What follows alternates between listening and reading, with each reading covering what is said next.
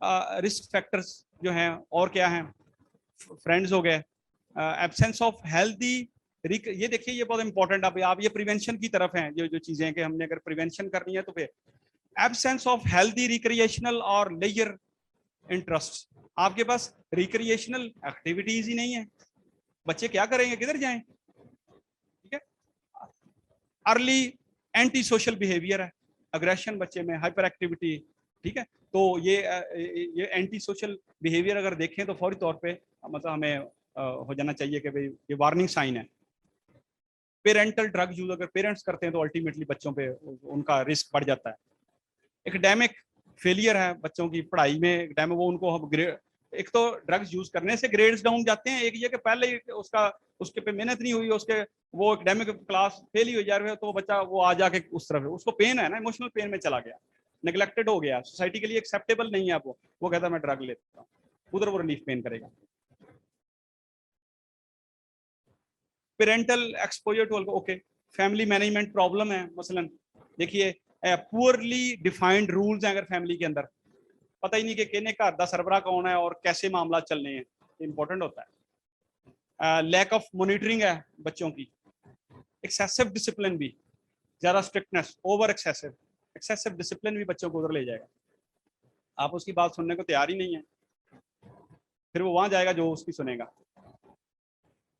Negative communication patterns, ये सारी psychology से रिलेटेड है, आपको पता है नेगेटिव कम्युनिकेशन पैटर्न्स हैं, तो इस पे हम आइंदा लेटर ऑन रखेंगे इनका। पुअर एंगर मैनेजमेंट, एंगर को जो है वो मैनेजमेंट करने की कोपिंग स्किल्स ही नहीं है, तो फिर वो जो उसको जल्दी और थोड़ा जल्दी रिलीफ मिलेगा उधर जाएगा। ये रीजंस थी ओपिएट यूज करने की वर्ल्ड वाइड। ये जो सबसे बड़ी रेड के अंदर है, ये ग्राफ में आप देखें हैं कि सबसे ज्यादा रिलीफ फिजिकल पेन के लिए लोग यूज कर रहे हैं, जो जो ड्रग्स है ना जिनके अंदर नींद है, स्पून है, नार्कोटिक्स है, ओपियाइड है, लोग सबसे ज्यादा रिलीफ पेन रिलीफ के लिए यूज कर रहे हैं। बाकी और रीजंस हैं, टेंशन रिलीज के लिए, ठीक है। ये फील गुड और गेट हाई के लिए है कुछ पोर्शन, 12-13%।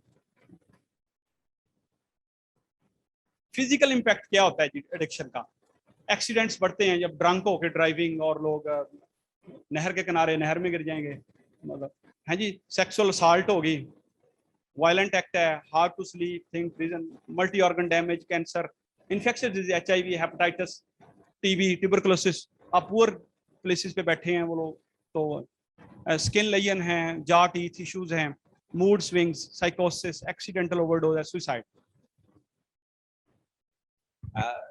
एक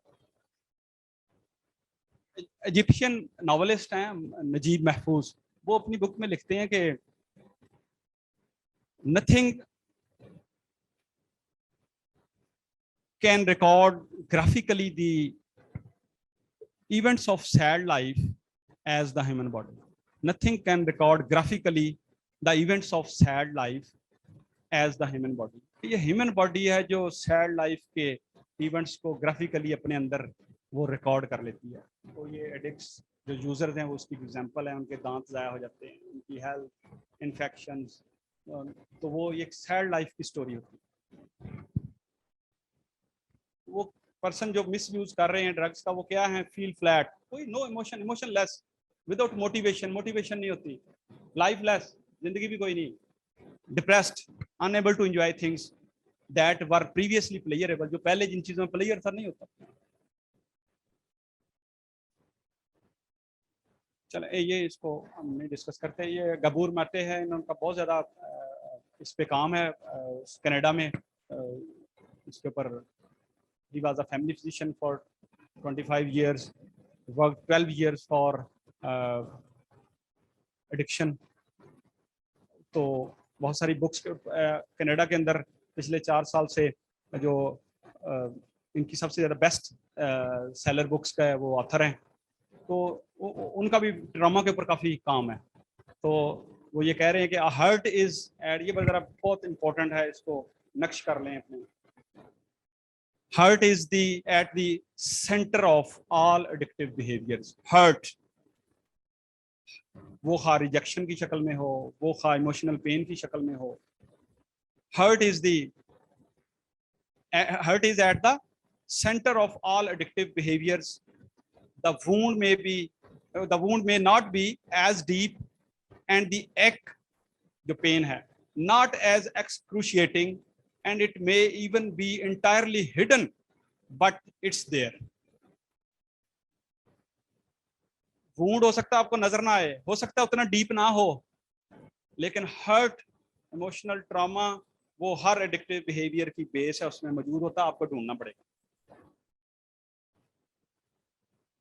Adverse experiences directly shape both the psychology and the neurobiology of addiction in the brain.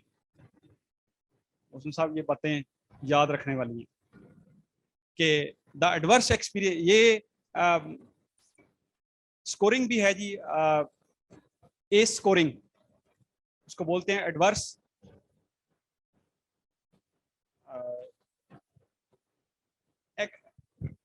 मुझे भी वो याद नहीं आ रहा है, एक थोड़ी देर में आता तो मैं रिपीट करता हूँ.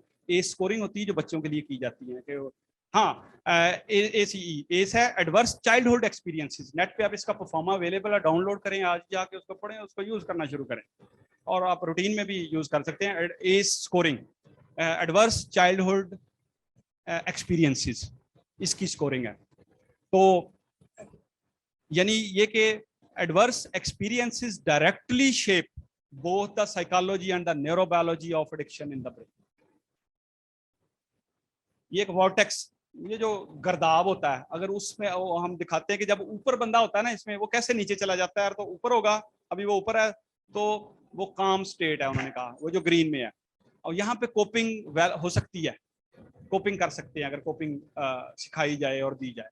जैसे जैसे नीचे जाते जाएंगे, लिटिल स्ट्रेस आनी शुरू हुई तो स्टिल एबल टू कोप. दूसरे नंबर पे आप देखें, जब वो ओवरवेल्म्ड हो जाएंगे, क्रोनिक स्ट्रेस हो जाएगी, तो ट्रॉमा है ये, और वो यहां से फिर जो है वो मुश्किलात बढ़नी शुरू हो जाती हैं. अगली स्टेज में नमिंग हो जाएगी, नम हो जाएगा, शट डाउन हो जाएगा मामला. जो हमारी जो नॉर्मल फिजियोलॉजी, नॉर्मल जो थी ना जी, सारा ब्रेन काम करता है, वो शट डाउन हो जाएगा, बॉडी नम हो जाती है ट्रॉमा के नतीजे में. ठीक है, और उसके बाद फिर क्या होता है, लॉस ऑफ सेल्फ हो जाता है. ये एक इसकी फीचर है इंपॉर्टेंट, लॉस ऑफ सेल्फ. ये देखिए, what problem is your substance use trying to fix.